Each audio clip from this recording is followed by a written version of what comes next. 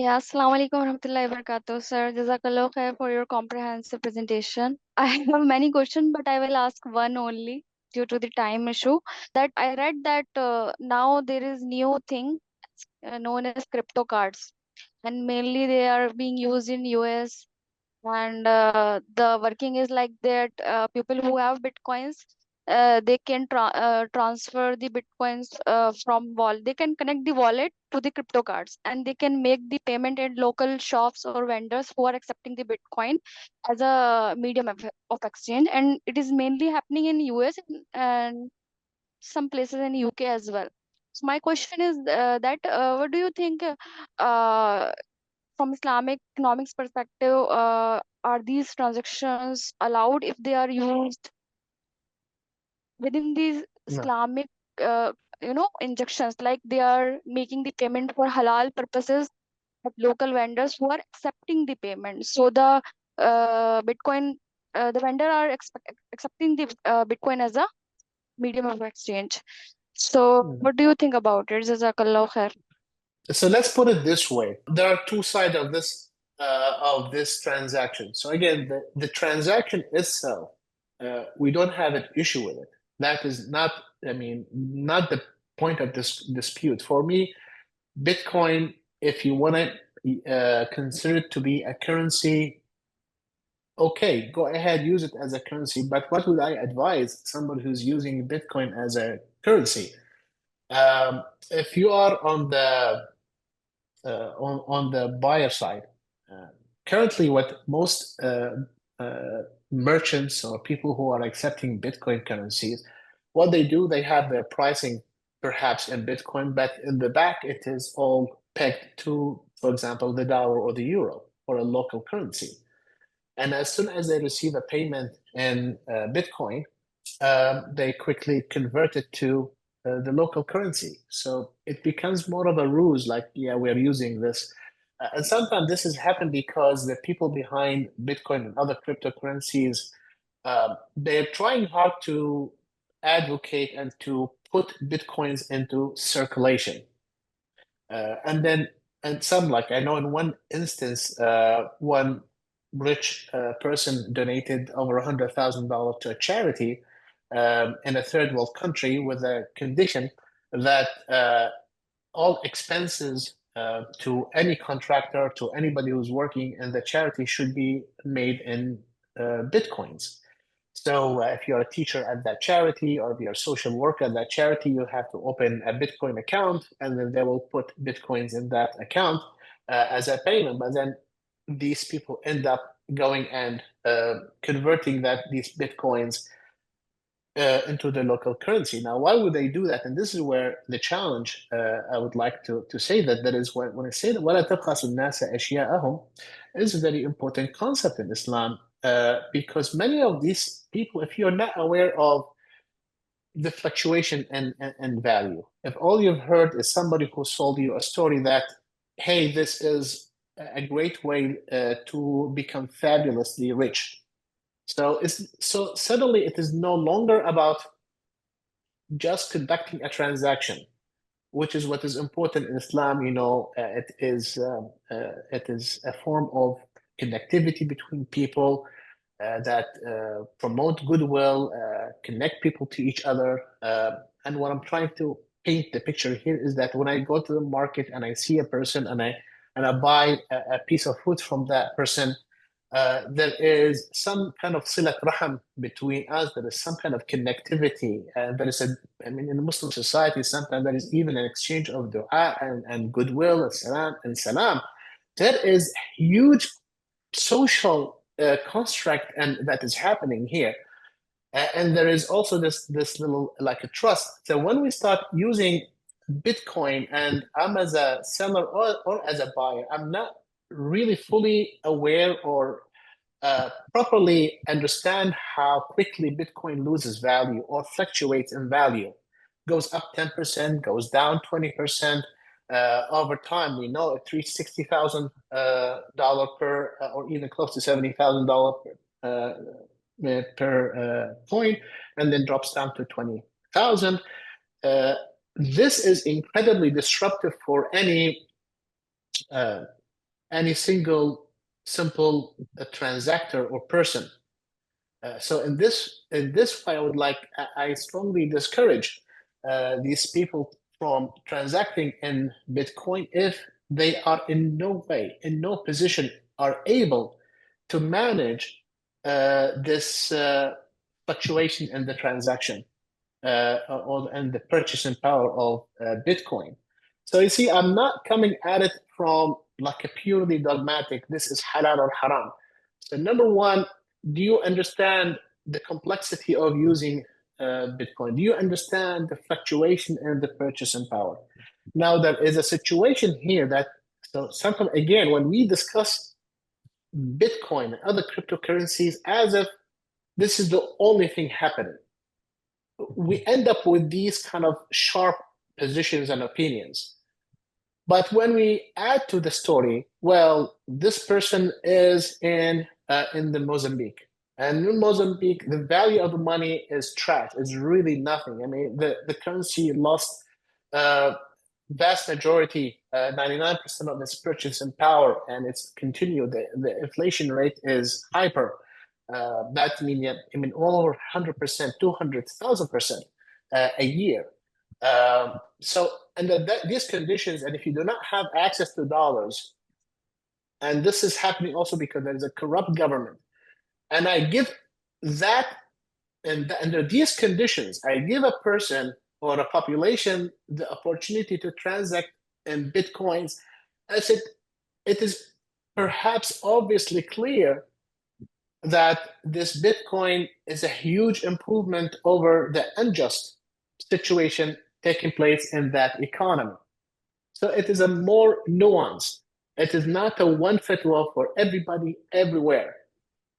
Now, if I take the same example and say you are like in Malaysia or maybe in Bangladesh after August 7th, so and you think you have a reasonably legitimate government. What happens if you are actively trying to undermine the local currency? If you are trying to basically compete with the local currency and you're weakening the local currency, even if a little bit, I said no. I mean, in this case, if you have a local authority in Bangladesh that you think that it is legitimate and it is just, and it tells you, we need to make sure that our local currency is strong. And if they pass, the scholars and ulama and the government pass an opinion, said, no, we need to do this, then I think you should abide by this. So it's actually Wali al-Amr means something in Islam. If the Wali al-Amr is just and acting in the best interest of the people. So that's why it is, I know Sister Maria, this may, I mean, that's important that we are nuanced. If I put it in a slightly kind of link it to something else, is eating pork haram? Well, yes, of course, except if you are close to death. And then this is an important way too. So there is always in Islam, there is this exception. Under the right circumstance or the bad circumstances, then we might consider different treatment. And same thing here. What are the circumstances according to micro, macro, and social dimension? Use this as a potential framework to answer this question. Wallahu alam. Thank you, Prof, It really helps. for your enlightening answers to the question. I think our moderator has been facing some problems, technical problems. So let's continue our program. There are some other questions, but I think already one question is answered by Professor. As one of the questions said, is it halal to buy Bitcoin? And we have other questions by Fahim. Are Bitcoins produced against US dollar? Proof? In short, if you can say. Let me just get to that. Is it halal to buy Bitcoin? So usually my first question is, why are you buying Bitcoin? What purpose do you have of getting yourself into Bitcoin? If you say, because I want to use it for transactions, and it's like, who are you transacting with? Do you actually have a legitimate business? I mean, I'm asking as a concerned brother, as a concerned fellow Muslim or a friend, Why are you trying to get into this? And then you tell me, and then if you, vast majority get to the point, well, oh, because it's going up in value. But you also know that a lot of people lost massive amount of money when the Bitcoin value went down. Then that is, that was a massive loss. Some people sold these Bitcoins at a loss, and that's why it went down to $20,000 per Bitcoin. So here again, if you are into speculation, I don't honestly, sincerely, I do not think it is any business of a Muslim who is really trying to live up to the spirit and of Islam to be involved in Bitcoin for speculative reasons. If you tell me I am in Bitcoin because I am in a place where there's an oppressive government that are tracking every single financial transaction, perhaps you are among the Uyghurs of brothers and sisters in China, and and then you need to use that to avoid the oppression of the Chinese government. I said, of course. If that is one way to escape the oppression of the Chinese Communist Party, go ahead and do it. So this is my answer. It is not a black and white. At least this is not the approach that I take. I think there is deeper conversation. But if it is speculation, I don't think it is the business of a Muslim to speculate on any asset value. Like if you want, I'm going to buy rice, to speculate that its value might go up in the future. No, that is not what you're supposed to be involved in. You're supposed to be involved in using your money and your wealth to do good on earth. That is the objective of the wealth and money that Allah subhanahu wa ta'ala has given you, because simply holding rice from the market and just to see its value go up, it is not good for the community. That's the social dimension of this is incredibly harmful, and we all end up poorer because of this harmful activities of monopoly and ihtikar and so on and so forth, because of speculative reasons. We should avoid speculative investment. Allahu alam. Thank you, And so before we go through the other questions, I would like to ask Professor Omar Farooq is around here to say something. No, not now. He is the panelist, so proceed with the Panelist, question. right? Okay. And we have some panelists, invited panelists, Prof. Omar Farooq, Dr. Gulzar Naveed, Fariduddin, Mr. question MD Fariduddin. Okay, now let me see some other questions asked by the participant. One of the participant asking the question, as I said, are bitcoins produced against US dollar, as I said?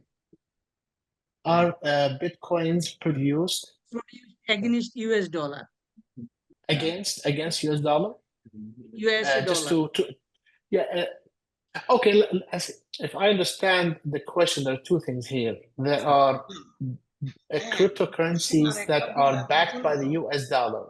So this would be kind of the stable coins.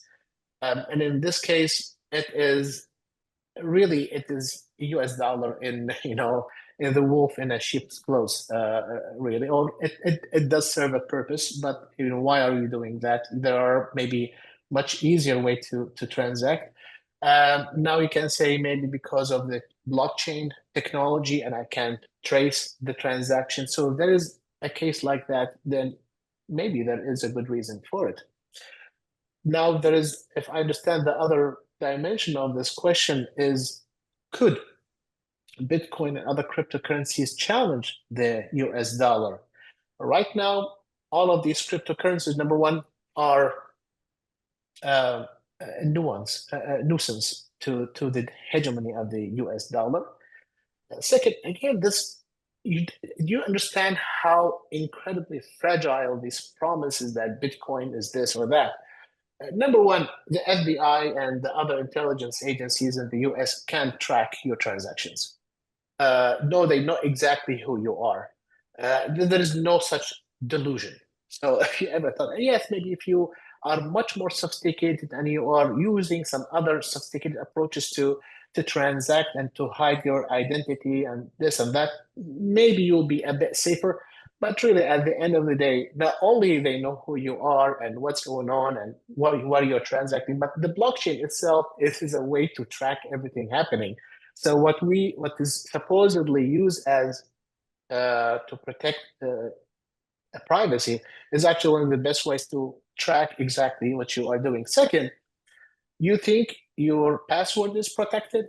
Oh my goodness, you are in for rude awakening. Most passwords are easy to remember. If not, most of us will forget them, or we all save them somewhere else. And because of that, and even if we don't save them anywhere else, there are ways to crack them or track them. So they do not only know your transaction, they also know your password if they wanted to know. It is one of the easiest things.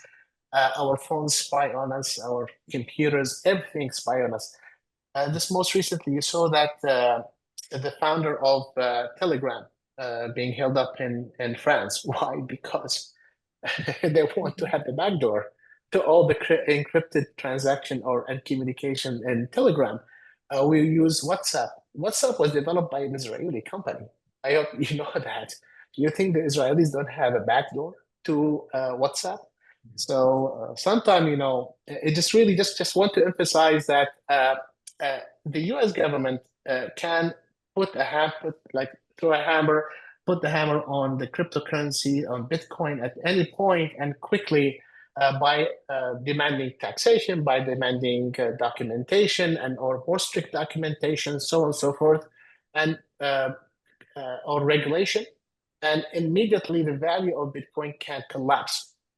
And may not go to zero, but what if it just goes down by 10%, 20%, 30%, 50%? So that's why sometimes we are involved in a speculative investment and we do not know how incredibly fragile this valuation of Bitcoin is and other cryptocurrencies. It can really collapse. And it can collapse for simply, it has no intrinsic value. And I know this is a problematic terminology, but I want to emphasize if just simply tomorrow another cryptocurrency became more attractive, more fashionable, suddenly the value of of Bitcoin can collapse as well because it has not connected to anything. While stable coins backed by gold or this or that can mean something. And I'm sorry, there's just so many details here. But it's not a serious challenge to the dollar as of now. The U.S. government can really severely restrict the circulation of Bitcoins and other cryptocurrencies if it wanted to. But now it is allowed. Part of it is that there's so many billionaires behind it. And these billionaires, influence the U.S. government and the U.S. legislatures, and that's why we have it still there. Wallahu alam. Prof, thank you. We have another big question. I don't know how far we can cover it, but Dr. Ashraf says that how far we are now, or how close we are to take cryptocurrency in our banking system, while keep to being decentralized currency system or having no central control. How can we make sure if are used in an ethical way? Is it possible from an Islamic principles and Maqasid perspective? Just expecting Prof. Zaid, expert opinion. Okay. Maybe quick correction. I am not a professor, and I don't have that title. May I bless you for your, for honoring me. So here, so we say that it is decentralized, and there's all these claims. So again, it depends on the cryptocurrency that we are specifically talking about. So when it comes to Bitcoin, for example, specifically, it has algorithm, and one way. I'm trying to get the conversation to macro and monetary conversation here. One way to understand where does this fit in an economic theoretical framework, can be close to monetarist approach to money supply, that money supply should be constant or has, or is not dependent on market conditions, especially short-term market conditions. So if you're talking about a rule-based. So it's not necessarily decentralized, it is simply rule-based monetary supply. So we're going to follow this rule no matter what. So this is not something new or never happened or we have no experience with historically. So that's one thing. Can this be used in our banking system? Now, many of you here are practitioners and actually professionals in the banking sector. Now, imagine having Bitcoins in your portfolio or investing in such investment. What kind of risk mitigation effort that you need to associate with this when the value of an asset on your balance sheet go up and down so much? It will require massive risk management effort from the bank because of it. Like you having, a bomb, it might pay a lot or might become incredibly problematic for you. But big corporations, big banks, they can't afford, like if you're talking Chase, if you're talking something like in the hundreds of billions of dollars, so if they invest a few $1 billion in Bitcoin, maybe it's a tiny portion of their investment portfolio and they can manage it easily. So just like one thing, can you have it in banking center? Yes, sure. Can you lend it? I mean, just imagine having a qard hasan or having a murabaha based on Bitcoin, and the value is go up and down. Especially this factor that you have a currency that you are holding because you think it's going to increase in value. Now, one thing that happens with basically this is, let's say, under monetary theory, we consider that, discuss this under deflationary, deflated currency. When you have situation, one of the major challenges with this is that people want to hold on to their money. Because if I think the dollar that I have will have more purchasing power tomorrow, then I have an incentive not to spend it today. All right? Just like that gentleman who bought the pizzas for $10,000. If he knew that it was going to go up, then he will definitely not have done that. I would have gone probably hungry for a few days before considering doing so. So what that leads, then it leads to contraction in the economy. And everybody ends up worse off. So again, the challenge of speculation really hurts everybody in the economy and in a society. So that's why, and again, it is really hard to use this currency as a medium of exchange or as a unit of deferred judgment or payment, like in a loan, because you do not know where its value going to go up or down and for what reason. So it is incredibly hard. Now, one interesting thing is that one of the claims that it will get us to 100% reserve banking. Number one, I have a grave reserve against those who advocate 100% reserve banking. I'm not sure why they think it is intrinsically un-Islamic. There's a long discussion there. But if we just simply focus, no, any Bitcoin and cryptocurrency potentially can be used in a fractional reserve system. So it is not really excluded from that system. Now you get to the point of how it is being used. So this is the social dimension, and it's a case by case, really. Those who are using anything for the wrong reason, of course, it is haram. But there's certain situation, like we have one weird situation in America regarding gun laws. Americans are, crazy about owning multiple guns, and a gun by itself or a fire weapon, maybe it is halal to own. But the result is that most of the people who die by guns are people in the household because of gun misfiring accidents.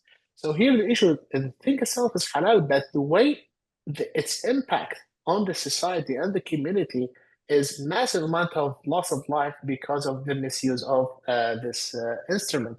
So the same thing here with cryptocurrencies in general and Bitcoin. We have to understand in general which class of people should be able to handle cryptocurrencies and who should not. And if there is an overwhelming backdoor to use cryptocurrencies for illicit and illegal activities, then yes, we can, a certain government or authority can take a position that it should not be used because it is fueling, for example, drug trade in Bangladesh. And you are right close to Myanmar and Arakan and the Triangle. And if you see that, then you can prohibit the use of cryptocurrency if it is, facilitating drug use. But this is not a general fatwa everywhere in every place. It depends on the situation in a country by country. Allahu Alam. Ladies and gentlemen, we have 3 distinguished panelists today, including Professor Dr. Omar Farooq. Also, I see there are a number of distinguished participants who have raised their hands to ask questions to our honorable speaker.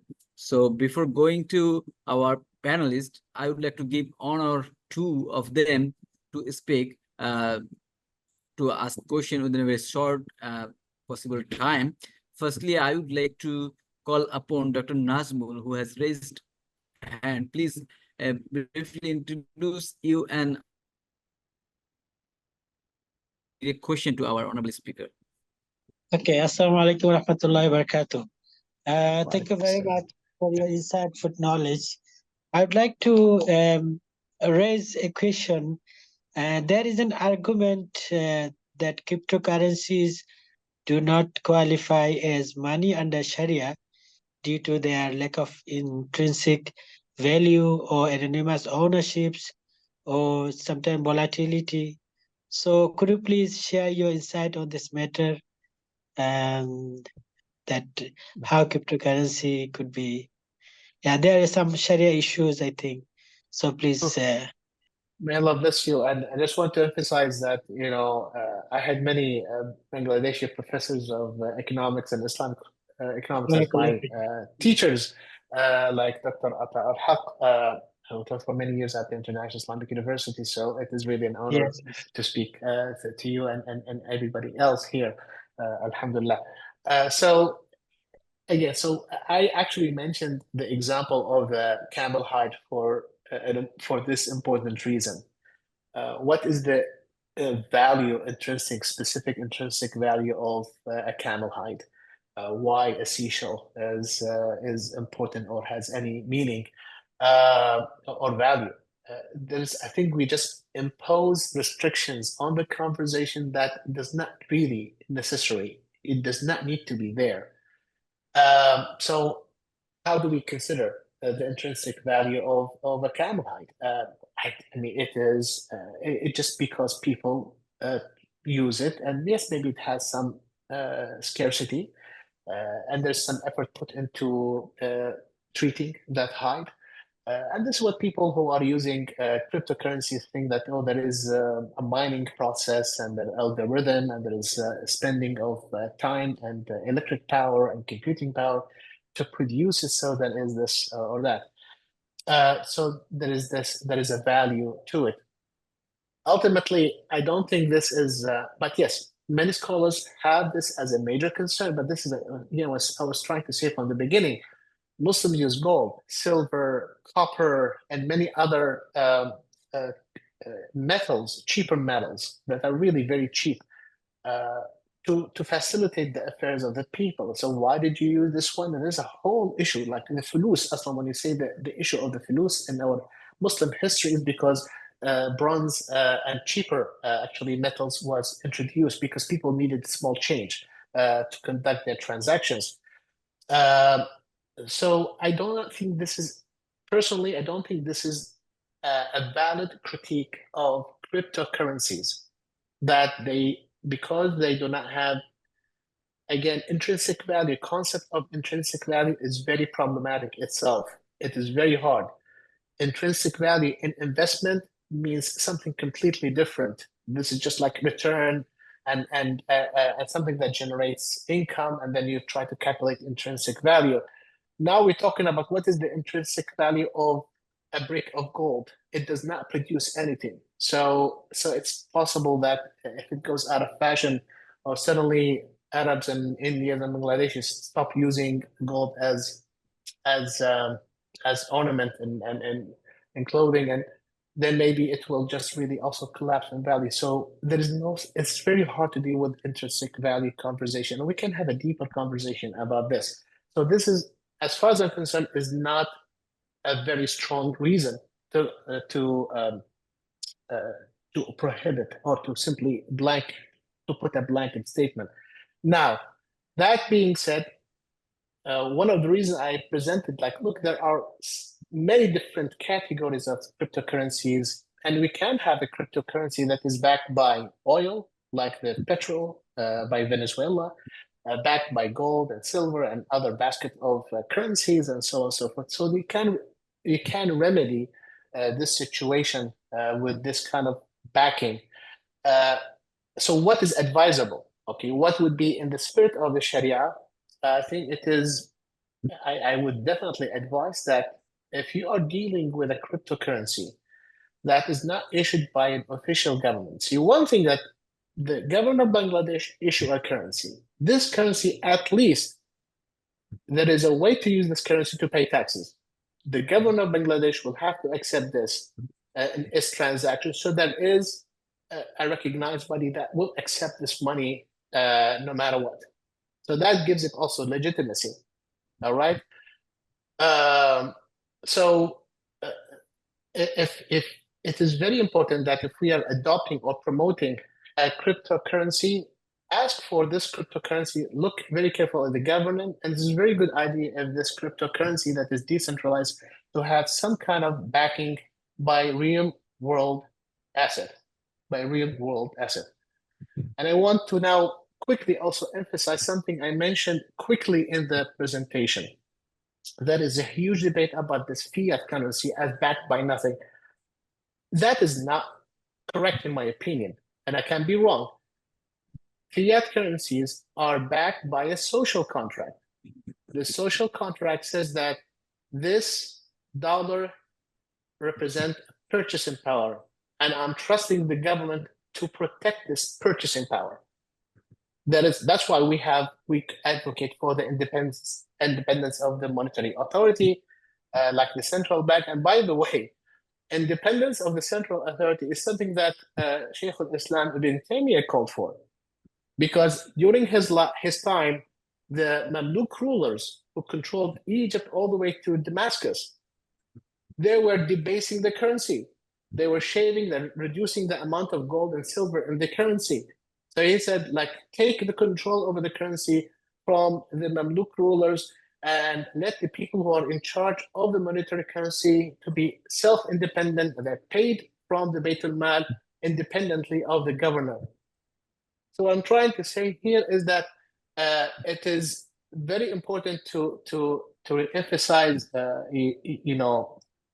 fairness and independence and the protection and having the social contract, because the people at the time of Ibn Taymiyyah rahmatullahi alayh, and that Mamluk, they had a trust that the people who are issuing these gold and silver coins will respect the amount of gold and silver they expect in these coins. Now, if the government start cheating because they want to basically expand monetary supply, have expansion in monetary policy because they want to pay for maybe a new palace or pay for a new even social project, a new dam or irrigation system, whatever it is. This is violating a social contract.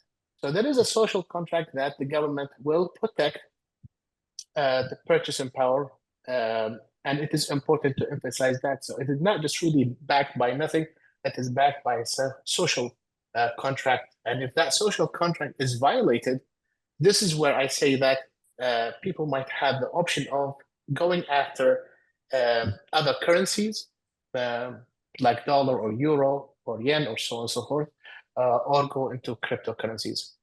Wallahu alam. Thank you very much. With that, we are going to end the Q&A session.